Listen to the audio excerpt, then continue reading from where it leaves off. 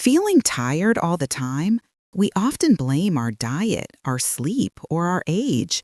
But what if one of your biggest energy drains is completely invisible? Certain words we say every day act like tiny leaks in our energy tank. They trigger stress, create obligation, and keep us stuck. Today, we're going to find those leaks.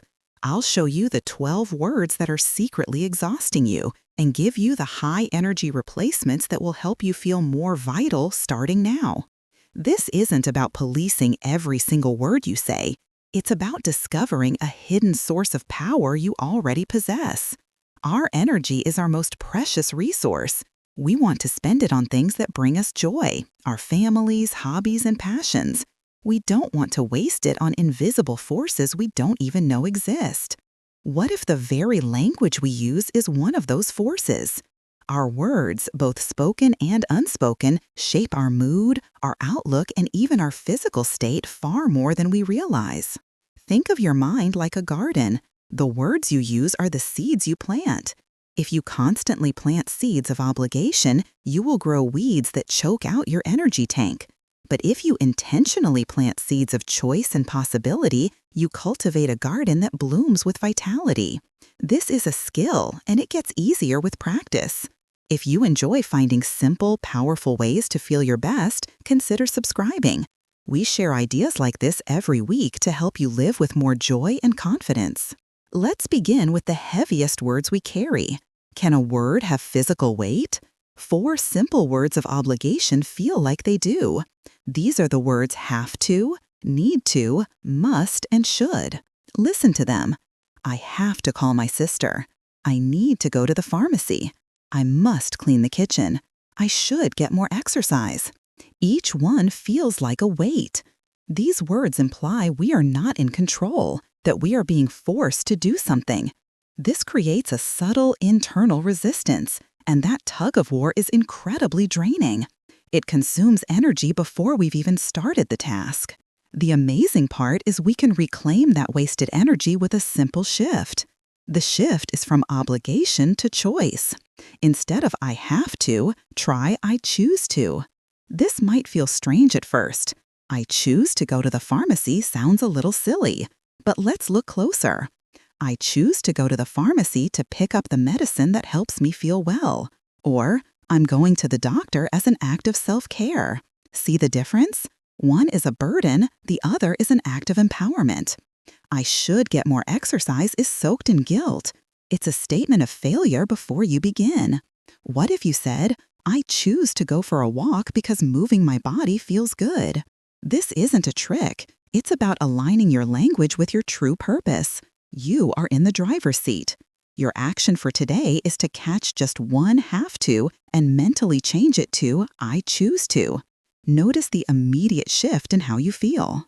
Now let's talk about the great eraser. How can one tiny 3-letter word turn a compliment into a criticism and agreement into an argument? That word is but. We use it constantly without realizing its power to drain energy from our conversations.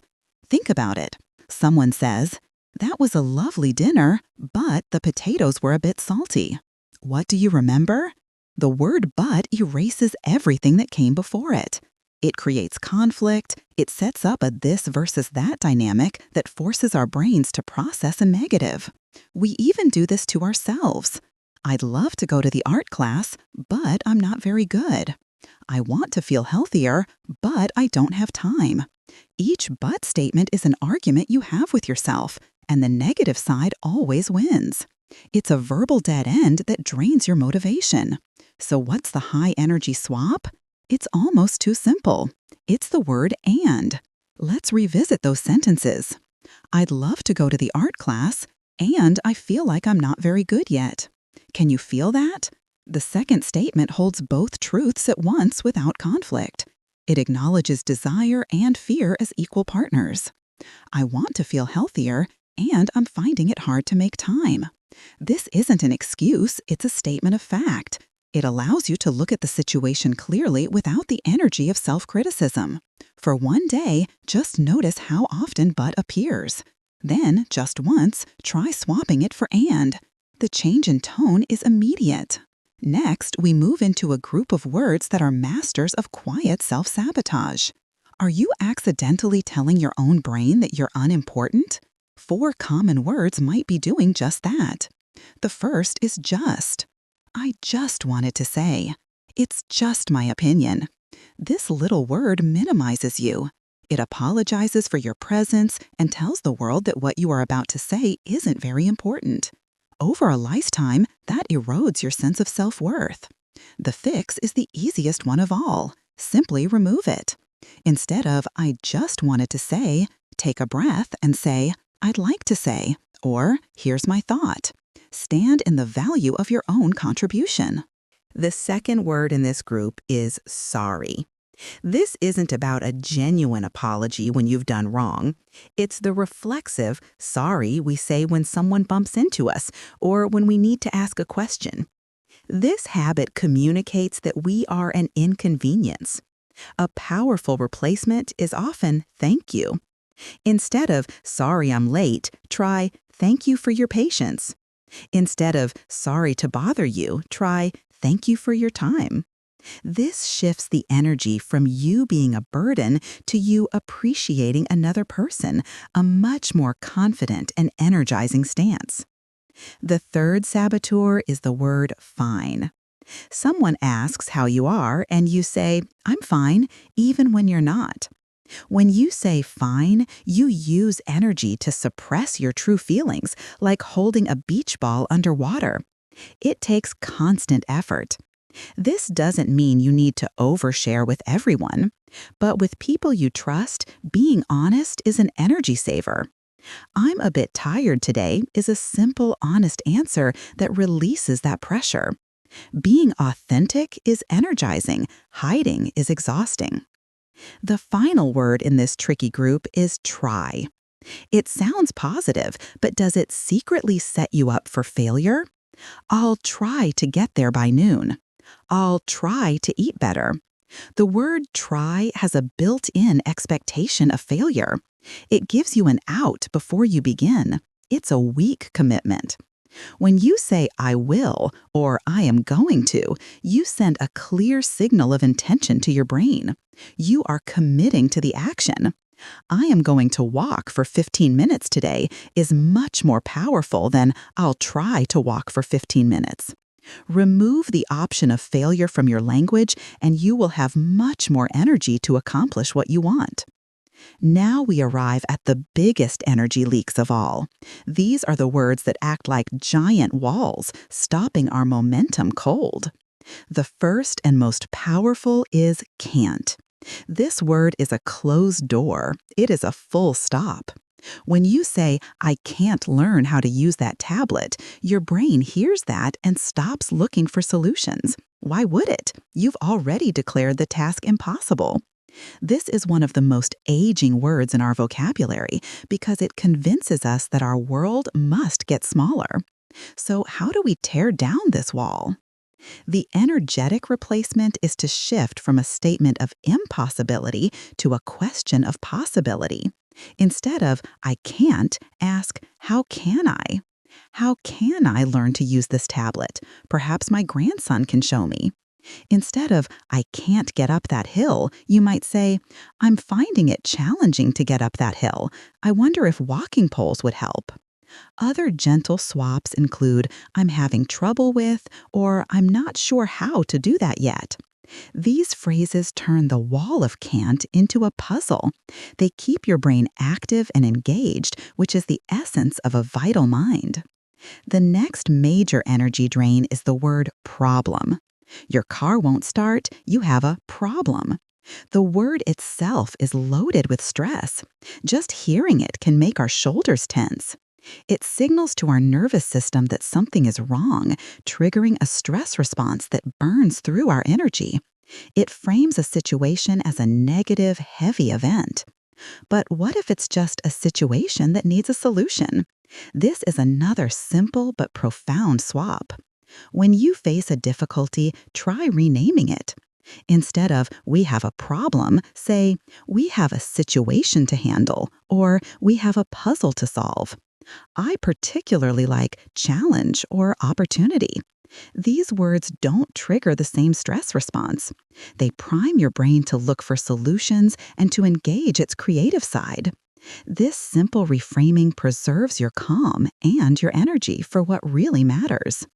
Finally, we come to what may be the most emotionally draining word of all: failure. This word is a final judgment. When we say, the cake was a failure, or I feel like a failure, we are taking a single outcome and turning it into a permanent identity. Failure feels like the end of the story. It sucks the motivation right out of you. Life is full of experiences where things don't go as planned. That is not failure. That is simply living and learning. We must replace this devastating word. An outcome is not a failure, it is data. Instead of, the cake was a failure, what if you said, that was an interesting baking experiment. I learned my oven runs hot.